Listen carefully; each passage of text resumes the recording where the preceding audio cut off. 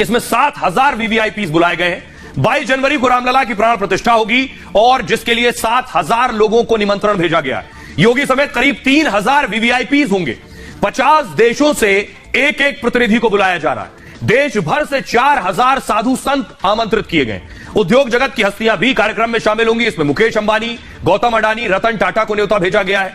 Cinema और cricket जगत की हस्तियां भी बुलाई गई हैं। इसमें सचिन तेंदुलकर, विराट कोहली को निमंत्रण भेजा गया है।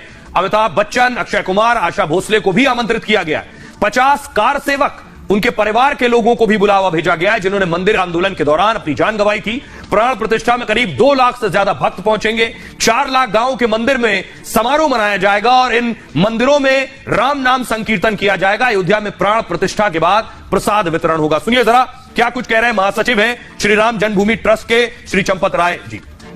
प्राण प्रतिष्ठा के अवसर पर देश के कम से कम 4,000 संत निमंत्रित किए जा रहे हैं।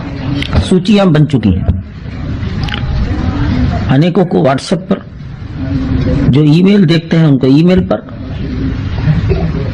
काफी बड़ी संख्या में बाई हैंड और अभी तक लगभग 3200 संतों को बाई पोस्ट सूचनाएं प्रेषित कर दी गई है। अब आपको दिखाने जा रहा हूं मैं, एक टेंट सिटी बनकर तैयार हो गई।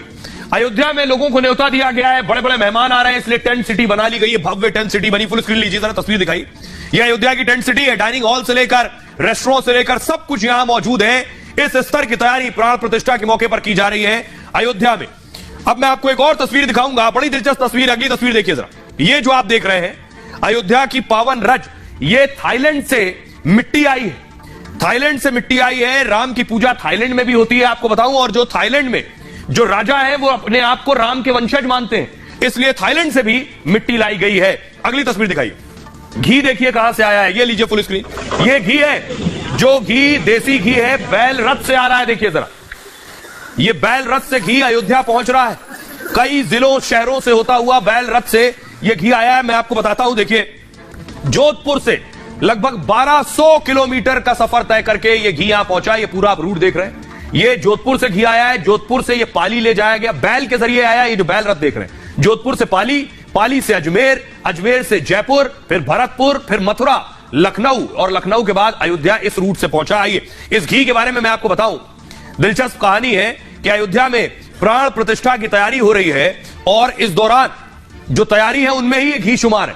108 कलश में 600 किलो देसी घी लाया गया। 600 किलो 5 बैलगाड़ियों के जरिए जोधपुर से घी आया है।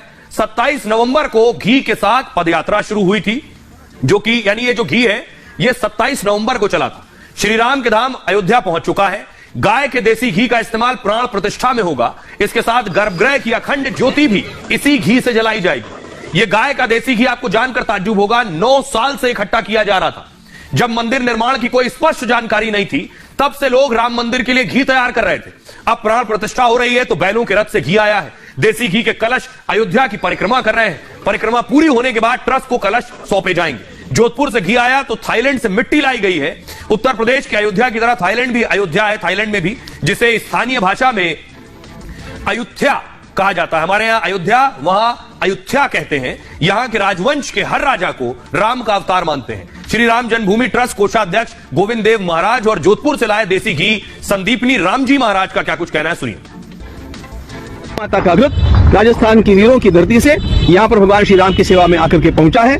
हम लोग वास्तव में धन्य है प्रातःकाल इसका दर्शन, अवलोकन, स्पर्श करके, और धन्य है वे महात्मा जिन्होंने इतना सुंदर संकल्प किया और भगवान श्री राम की सेवा में यह घृत अर्पण किया है। 27 नवंबर को यह पद यात्रा हमने प्रारंभ की, जो भगवान श्री राम लला के काम आने वाला दिव्य घी हमने 9 साल में जो एकत्रित किया है, वो आज हम अयोध्या में प्रवेश कर चुके हैं और भगवान श्री राम के चरणों में शीघ्र ही घी अर्पण करने की योजना